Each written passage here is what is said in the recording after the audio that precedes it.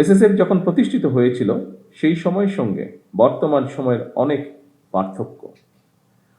বর্তমানে আর্থসামাজিক রাজনৈতিক অবস্থা ব্যবস্থা, ভূ রাজনৈতিক পরিস্থিতি এবং তথ্য প্রযুক্তির অবাধ বিকাশের ফলে বহুমাত্রিক নিরাপত্তা চ্যালেঞ্জ তৈরি হয়েছে। এইসব চ্যালেঞ্জ মোকাবেলায় আধুনিক ও যুগ উপযোগী প্রশিক্ষণের মাধ্যমে নিজেদেরকে সার্বক্ষণিক প্রস্তুত রাখা অত্যন্ত জরুরি।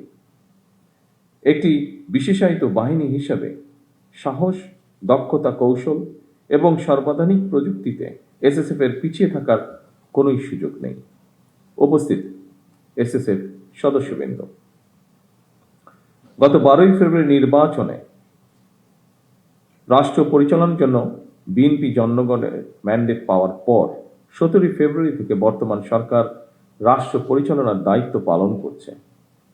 রাষ্ট্রীয় নিয়ম অনুযায়ী সরকার প্রধান হিসাবে এসএসএফ সার্বিক নিরাপত্তা ব্যবস্থা গ্রহণ করেছে। আপনারা জানেন, জনগণের দুর্ভোগ লাঘব করে সড়কে যানবাহনের চলাচল স্বাভাবিক রাখতে আমি আমার গাড়িবহরের আকার সীমিত করেছি, যা ডিজি এসএসএফ ওনার বক্তব্যেও উল্লেখ করেছেন বিষয়টি। ফলে বিদ্যমান পরিস্থিতিতে সদস্য সংখ্যা বাড়ানোর পরিবর্তে এসএসএফকে হয়তো দক্ষতা এবং নিরাপত্তা কৌশলের উপরে বেশি জোর দিতে হচ্ছে। আপনারা যথাসম্ভব সুন্দরভাবে দায়িত্ব পালন করছেন, আমি আবারও আপনাদেরকে তার জন্য আন্তরিক ধন্যবাদ জানাই। একটি গণতান্ত্রিক সরকারের প্রধান হিসাবে রাজধানী ঢাকা এবং ঢাকার বাইরে দেশের প্রত্যন্ত অঞ্চলে প্রায়শই জনসভা এবং বিভিন্ন রাষ্ট্রীয় কর্মসূচিতে অংশগ্রহণ করতে হয়।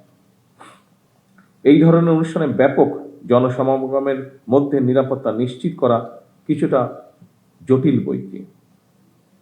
এই ধরনের পরিস্থিতিতে একদিকে সরকার প্রধানের নিরাপত্তা ব্যবস্থা বজায় রাখা, অপরদিকে নাগরিকদের জীবনের স্বাচ্ছন্দ্য নিশ্চিত রাখা, এই দুটোর মধ্যে ভারসাম্য রক্ষা করেই এসএসএফকে তাদের নিরাপত্তা কৌশল প্রণয়ন করতে হয়। আমি মনে করি এই ধরনের পরিস্থিতিতে সুষ্ঠু এবং সমন্বিতভাবে দায়িত্ব পালনের মাধ্যমে এসএসএফ এর কর্মদক্ষতাও প্রতিভাত হয়ে ওঠে।